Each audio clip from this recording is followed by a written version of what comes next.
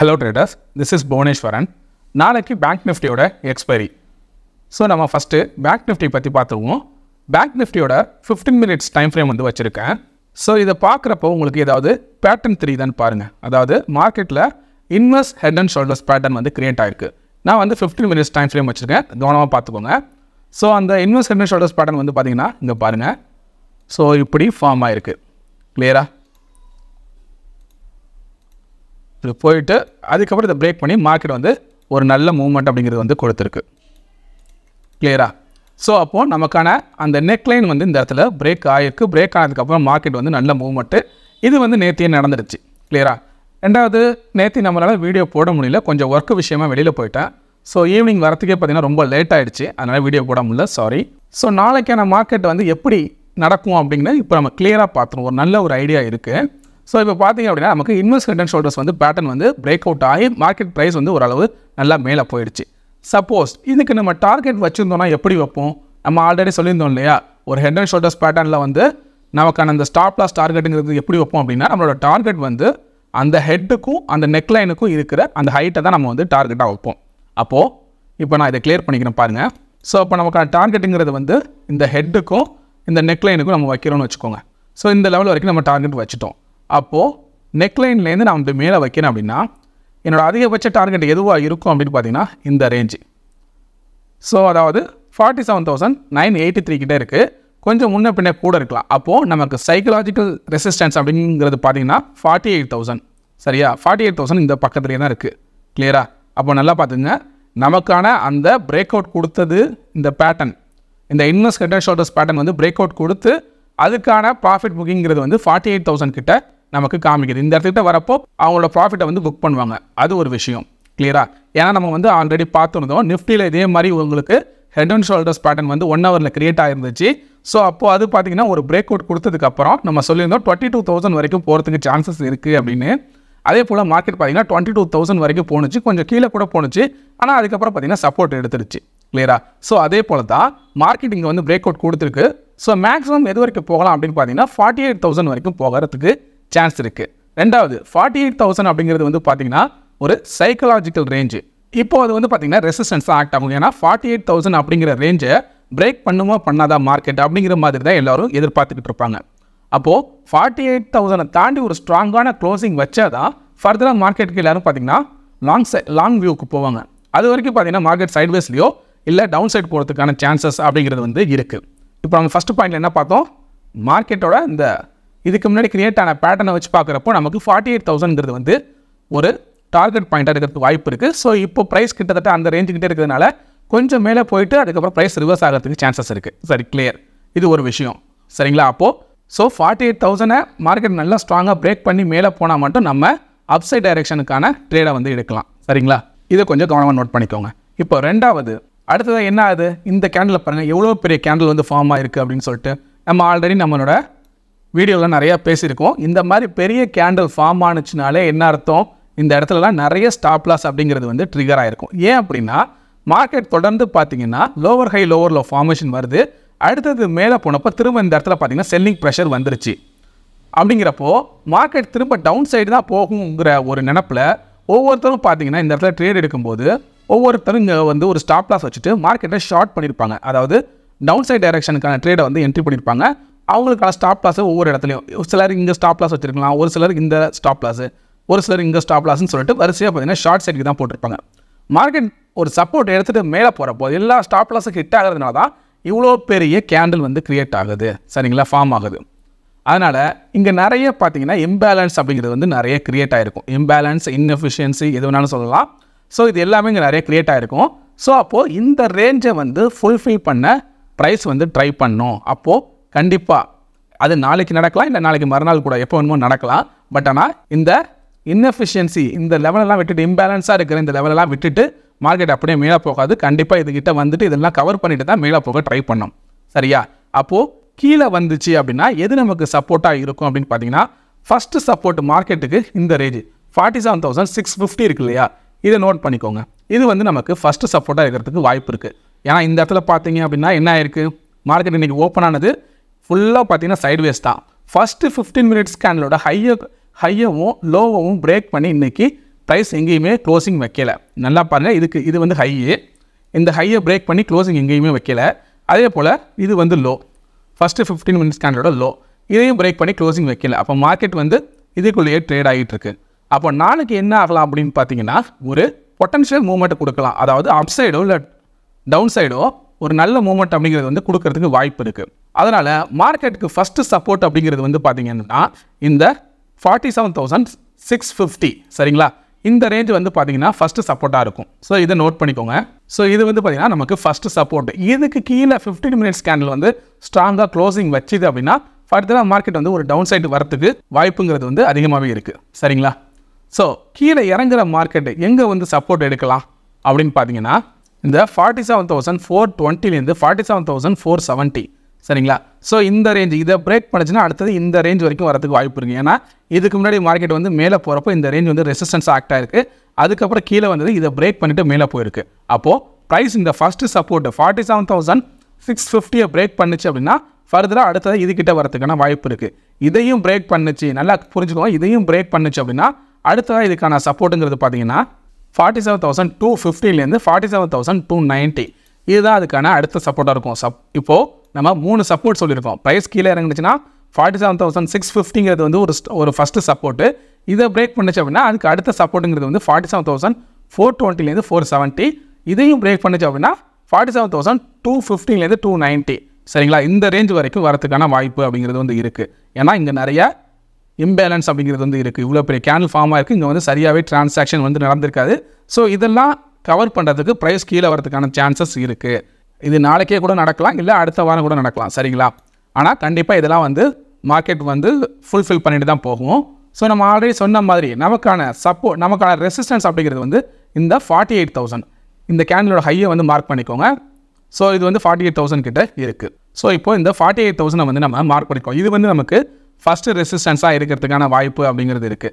So இதை break பண்ணிச்சு அப்படின்னா அதுக்கப்புறம் எது வரைக்கும் போகும் பார்த்தீங்கன்னா இந்த ரேஞ்சு 48,220 இது வரைக்கும் போகிறதுக்கான சான்சஸ் அப்படிங்கிறது இருக்குது. இல்லைனா 200 நோட் பண்ணிக்கோங்க. ஸோ இப்போ உங்களுக்கு கிளியராக இருக்கா, நமக்கான சப்போர்ட் எதெல்லாம் இருக்குது, ரெசிஸ்டன்ஸ் எதெல்லாம் இருக்குது அப்படிங்கிறத நோட் பண்ணிக்கோங்க. ஃபஸ்ட்டு ரெசிஸ்டன்ஸுங்கிறது வந்து 48,000, இதையும் பிரேக் பண்ணிச்சு அப்படின்னா 48,200 வரைக்கும் போகிறதுக்கான சான்சஸ் அப்படிங்கிறது இருக்குது. ஸோ நம்ம சப்போர்ட் இது எல்லாமே பார்த்தீங்கன்னா நோட் பண்ணியிருக்கோம். இதை கிளியராக கொஞ்சம் நோட் பண்ணிக்கோங்க. நெக்ஸ்ட்டு 1 hour டைம் ஃப்ரேமில் இதை வந்து வச்சு பார்க்கலாம். ஸோ இந்த இடத்துல என்ன நடந்திருக்கு பாருங்கள், மார்க்கெட் வந்து கீழே வந்ததுக்கப்புறம் இங்கேருந்து திரும்ப வந்து சப்போர்ட் எடுத்துகிட்டு மேலே போக ட்ரை பண்ணியிருக்கு. அதுக்கப்புறம் கீழே இறங்கி திரும்ப சப்போர்ட் எடுத்துருக்கு. சப்போர்ட் எடுத்த மார்க்கெட் பார்த்தீங்கன்னா நல்ல மேலே போக ட்ரை பண்ணி அதுக்கப்புறம் கீழே க்ளோசிங் வச்சு திரும்ப ஒரு ஸ்ட்ராங்கான ஒரு ரெட் கேண்டில் வந்து கீழே வந்துருச்சு. அப்போ இதுக்கு முன்னாடி இது வந்து சப்போர்ட்டாக இருந்துச்சு இல்லையா, அதனால் இனிமேல் இந்த ரேஞ்ச் வந்து நமக்கு ரெசிஸ்டன்ஸாக இருக்கும். அது மட்டும் இல்லாமல் நம்ம ஆல்ரெடி சொன்ன மாதிரி 48,000 அப்படிங்கிறது வந்து ஒரு நல்ல ரவுண்டட் வேல்யூ. ஸோ சைக்கலாஜிக்கல் ரேஞ்சாகவும் இருக்கும், ஒரு ரெசிஸ்டன்ஸ் ரேஞ்சாகவும் இது இருக்கும். அதனால் மார்க்கெட்டுக்கு என்ன ஆகும் அப்படின்னா இந்த 48,000 பிரேக் பண்ணி க்ளோசிங் வைக்கட்டும், அதுக்கப்புறம் நம்ம வந்து உள்ள என்ட்ரி ஆகும் அப்படிங்கிற மாதிரி நிறைய ட்ரேடர்ஸ் வந்து பார்த்திங்கன்னா வெயிட் பண்ணிகிட்டு இருப்பாங்க. இப்போ இந்த இடத்துல பாருங்கள் என்ன ஆச்சு, கீழேருந்து பார்த்தீங்க அப்படின்னா ஒரு டோஜி கேண்டில் ஃபார்ம் ஆகி மார்க்கெட் ரிவர்ஸ் ஆகி நல்ல ஒவ்வொரு இடத்துலையும் பார்த்தீங்கன்னா ஒரு ஸ்ட்ராங்கான பையிங் கேண்டில் அப்படிங்கிறது வந்து கிரியேட் ஆயிருக்கு. ஆனால் போக போக பார்த்தீங்கன்னா அதோட ஸ்ட்ரென்த் குறைஞ்சிருச்சு. கடைசியாக பார்த்தீங்க அப்படின்னா ஒரு 2 கேண்டில் என்னவாக இருக்குது, டோஜி மாதிரி ஃபார்ம் ஆகிருக்கு. அப்போ டோஜி கேண்டில் ஃபார்ம் ஆனாலும் என்ன அர்த்தம், ஒன்று மார்க்கெட் வந்து ரிவர்ஸ் ஆகும், அப்படி இல்லைனா ஒரு இன்டிசிஷன் மார்க்கெட், அதாவது இங்கே வந்து டெசிஷன் எடுக்க முடியல, ப்ரைஸ் வந்து மேலே போகுமா கீழே போகுமான்னு சரியாக தெரியல. அதனால தான் பார்த்தீங்கன்னா மேலே போகிறப்பெல்லாம் செல் பண்ண ட்ரை பண்ணுறாங்க, கீழே வரப்பெல்லாம் பை பண்ணிக்கிட்டு இருக்காங்க. ஸோ ஒரு ஸ்ட்ராங்கான பிரேக் வந்ததுக்கப்புறம் பார்த்தீங்கன்னா அந்த சைடுக்கு மற்ற ட்ரேடர்ஸும் வந்து உள்ள வந்துடுவாங்க. ஸோ நம்ம ஆல்ரெடி 15 மினிட்ஸில் வந்து மார்க் பண்ணது இங்கே வந்து ப்ராப்பராக தெரியுது பாருங்கள். இந்த இடத்துல வந்து சப்போர்ட் எடுத்துருக்கிறதுக்கு முன்னாடி ப்ரைஸ் மேலே போனது திரும்ப இதை ரீடெஸ்ட் பண்ணி இங்கே சப்போர்ட் எடுத்துகிட்டு அதுக்கப்புறம் மேலே போயிருக்கு. அப்போது 47,650ங்கிறது வந்து நமக்கு 1 hour கேண்டலுக்கும் பார்த்தீங்க அப்படின்னா ஒரு நல்ல சப்போர்ட்டாக வந்து நமக்கு தெரியுது. அப்போது இந்த டைம் என்ன ஆகும் அப்படின்னா இந்த 47,650 தாண்டி நல்லா க்ளோசிங் வச்சிருச்சு அப்படின்னா ஃபர்தராக இந்த 47,420 470 இந்த ரேஞ்சை நோக்கி கூட மார்க்கெட் கண்டிப்பாக வரும். ரெண்டாவது இதில் இன்னொரு சைக்கலாஜிக்கல் விஷயம் வந்து இருக்குது. இப்போ நான் 15 மினிட்ஸ் கேண்டில் வைக்கிறேன். ஸோ இன்றைக்கி மார்க்கெட்டுக்கு என்ன ஆயிருக்கு பார்த்தீங்க அப்படின்னா ஃபுல்லாக மார்க்கெட் வந்து சைட்வேஸ் தான். நம்ம ஆல்ரெடி சொன்னதா ஃபஸ்ட்டு 15 மினிட்ஸ் கேண்டலோட ஹையையும் லோவையும் தாண்டி ப்ரைஸ் வந்து க்ளோசிங் வைக்கல. அப்போது இன்னைக்கான மார்க்கெட்டை எக்ஸ்பீரியன்ஸ் பண்ணவங்களுக்கு என்ன தோணும் அப்படின்னா நாளைக்கும் மார்க்கெட் வந்து இது மாதிரி நடக்கிறதுக்கு வாய்ப்பு இருக்குது. அதாவது கீழே வந்தால் வாங்குவாங்க, அதே போல் மேலே போனால் செல் பண்ணுவாங்க. அப்படி இருக்கிறப்போ இந்த மாதிரி விக்கு பெருசாக ஃபார்ம் ஆகும், நம்ம ஸ்டாப் லாஸ் போடாமல் ட்ரை பண்ணலாம், இல்லைனா ஸ்டாப் லாஸை நல்ல தூரமாக தள்ளி வச்சுக்கிட்டு ட்ரேட் பண்ணலாம் அப்படின்னு இன்றைக்கி நடந்த மார்க்கெட்டை எக்ஸ்பீரியன்ஸ் பண்ணி நாளைக்கு இதை பேஸ் பண்ணி ட்ரேட் பண்ண பார்ப்பாங்க.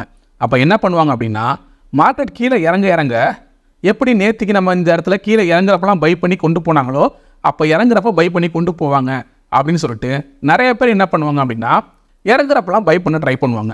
அதே போல் ஏறுறப்பெல்லாம் செல் பண்ண ட்ரை பண்ணுவாங்க.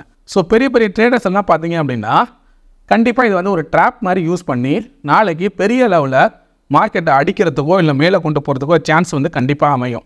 ஸோ அதனால் நீங்கள் கொஞ்சம் கவனமாக ட்ரேட் பண்ணுங்கள். நாளைக்கு ஒரு நல்ல மூவ்மெண்ட் கொடுக்கறதுக்கு வாய்ப்பு இருக்குது.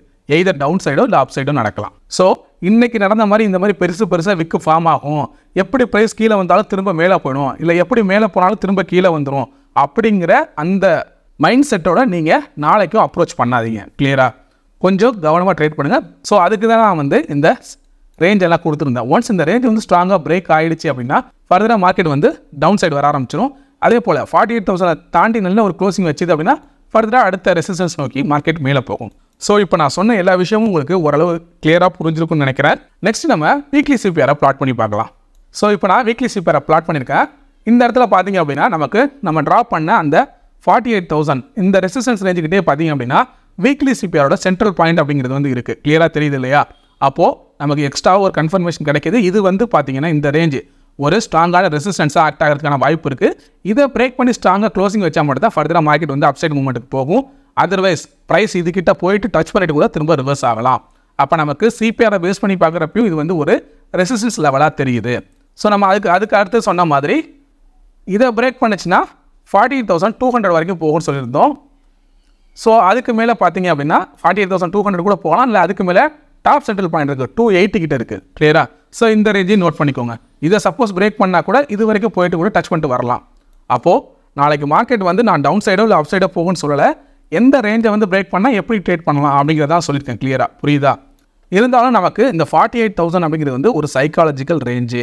ஸோ இதை ப்ராப்பராக கவனித்து ட்ரேட் பண்ணுங்கள். இதுக்கிட்ட போகும்போது ஒரு செல்லிங் ப்ரெஷர் வந்துச்சுன்னா தாராளமாக பார்த்தீங்கன்னா மார்க்கெட் திரும்ப கீழே வரதுக்கான வாய்ப்பு அப்படிங்கிறது வந்து இருக்குது. ஸோ இதெல்லாம் புரிஞ்சுக்கிட்டு ப்ராப்பராக ட்ரேட் பண்ணுங்கள். நெக்ஸ்ட் நம்ம நிஃப்டியை பற்றி பார்த்துடலாம். இப்போ நான் நிஃப்டியோட 15 மினிட்ஸ் கேண்டில் வந்து வச்சுருக்கேன். ஸோ இதுலேயும் பார்த்தீங்க அப்படின்னா இன்றைக்கி வந்து பேக் நிஃப்டியை கம்பேர் பண்ணும்போது நிஃப்டியில் ஒரு கிராஜுவலான மூவ் அப்படிங்கிறது வந்து இருக்குது. சரியா? மார்க்கெட் ஓப்பன் ஆனது, அதுக்கப்புறம் பார்த்தீங்கன்னா கொஞ்சம் கீழே வந்துட்டு அதுக்கப்புறம் பார்த்தீங்கன்னா மேலே போயிடுச்சு. ஃபஸ்ட்டு 15 மினிட்ஸ் கேண்டலோட ஹையை தாண்டியும் பிரேக் பண்ணி மேலே போயிடுச்சு. அப்போ ஒரு கிராஜுவலான மூவ் அப்படிங்கிறது வந்து இன்றைக்கி கொடுத்துருச்சு. இன்கேஸ் நாளைக்கு வந்து மார்க்கெட் கீழே இறங்குனுச்சு அப்படின்னா இதுக்கான ஃபஸ்ட்டு சப்போர்ட் எதுவாக இருக்கும் அப்படின்னு பார்த்தீங்கன்னா இந்த ரேஞ்ச். ஏன்னா ஒவ்வொரு டைம் பாருங்கள் இந்த இடத்துல கிளியராக தெரியுது இல்லையா? மார்க்கெட்டிங்கெல்லாம் கீழே வரப்போ ஒவ்வொரு டைமும் இந்த இடத்துல சப்போர்ட் இருக்குது. நேர்த்தியும் அப்படி தான் சப்போர்ட் எடுத்திருக்கு. அதே போல் இன்றைக்கும் பார்த்தீங்க அப்படின்னா இந்த ரேஞ்சுக்கிட்ட சப்போர்ட் எடுத்திருக்கு. அப்போ இதை வந்து மார்க் பண்ணிக்கோங்க. அதாவது 22,100. ஸோ இது வந்து மேஜர் சப்போர்ட்டாக இருக்கிறதுக்கு சான்சஸ் இருக்குது. ஏன்னா ஒவ்வொரு டைமும் இந்த இடத்துல வந்து சப்போர்ட் எடுத்துகிட்டு மார்க்கெட் வந்து ஒரு நல்ல மூவ்மெண்ட் அப்படிங்கிறது வந்து கொடுத்துருக்கு. அதனால் இந்த பாயிண்ட் வந்து சப்போர்ட்டாக இருக்கிறதுக்கு சான்சஸ் இருக்குது. அதே போல் சப்போர்ட் பார்த்தீங்க அப்படின்னா இவ்வளோ தூரம் கீழே இருக்கே அப்படின்னு ஃபீல் பண்ணிங்கன்னா இதுக்கு முன்னாடி இமிடியேட் சப்போர்ட் அப்படிங்கிறது பார்த்தீங்கன்னா இந்த பாயிண்ட் நோட் பண்ணிக்கோங்க.